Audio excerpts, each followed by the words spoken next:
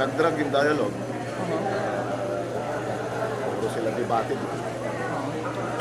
There were other matters na hindi naman pwede ma-issue, ma-resolve ng police. So, ma-resolve the help of the BIM. Hindi rin niya nare-resolve yung differences ng dalawang partido. So, hindi din na-resolve. We adjourned the dialogue past 12 already.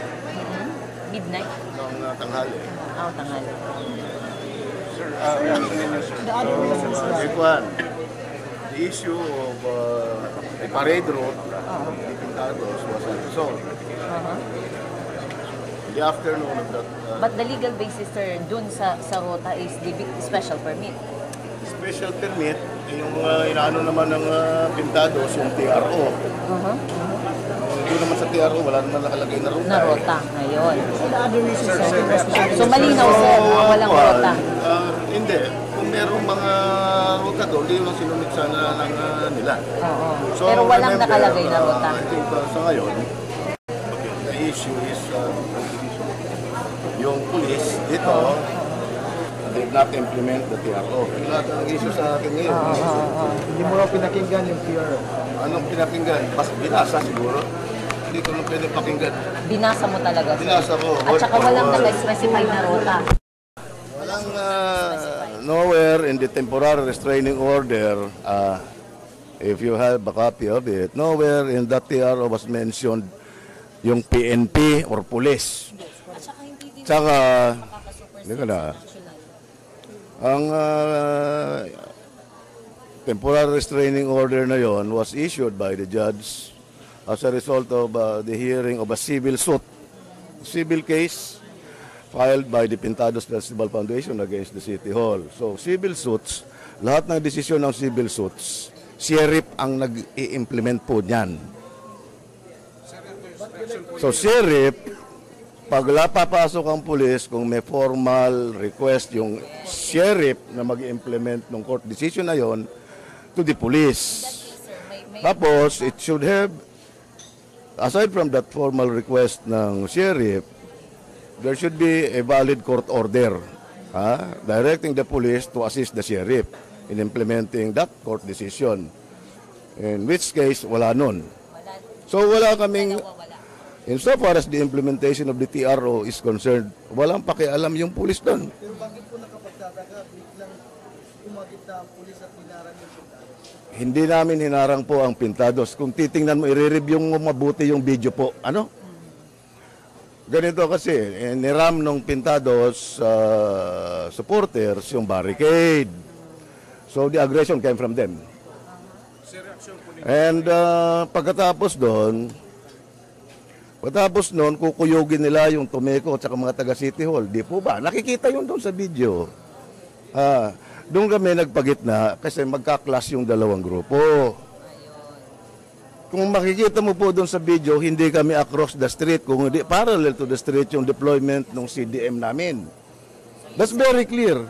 Yun sa inyo, sir, to maintain peace and order. O yun lang kami doon. Kasi it's not for the PNP to dictate or to manipulate kung saan dadaan yung parada because that's dahil hindi namin karapatan o wala kaming authority na magdetermine nun. So how do you find itong ouster mo against you? If I will be relieved because of what we did last January 27, well, I would gladly accept it kung gano'n ang magiging rason. I would also welcome any formal investigation and we will fully cooperate with any investigation ng anumang body relative to that incident. Sir, na-report nyo na ba, sir, sa head office? Yung ano nyo, yung part nyo na i-report nyo niya sa head office, yung talagang pangyayari? During that Monday, I was in contact with my chief PNP. I was in contact also with Yusek Robredo and Yusek Puno and the SILG, no less. Also using the proliferation of the last guidance to me was to maintain peace and order lang. Never was there an instruction for me to dismantle the barricades. Because maski doon sa police operational procedures namin, we are barred from participating in the actual implementation of whatever court decisions in civil cases. assistance lang kami sa sheriff. Ang mag-implement niyan sheriff. And we are not even to participate in the dismantling of barricades or hauling of properties as the case may be. So that's very clear dyan. Hindi ko po alam. Hindi ko pa po nakikita. Hindi ko pa nakikita. Hindi ko pa nga nakikita yung petition eh. As I have said, they are working for my relief here because of that January 27, June 27 Pintados street parade and dancing, yung actuation ng police doon. Kung dahil yon sa ginawa namin, yung ano, I will accept it. Pero do you believe, sir, na tama yung ginawa ng As I have said, we were on the right side. We refuse to be used by anybody. We refuse to be used by any group. We were there not just for anybody or for any group, but we were there for everybody. Sir, kinakabit And sabi ko nga, pictures speak louder than words. That may be the implied intention. May GMA video coverage, may ABS-CBN video coverage. We have our own video coverage, and probably both parties have also their video coverage.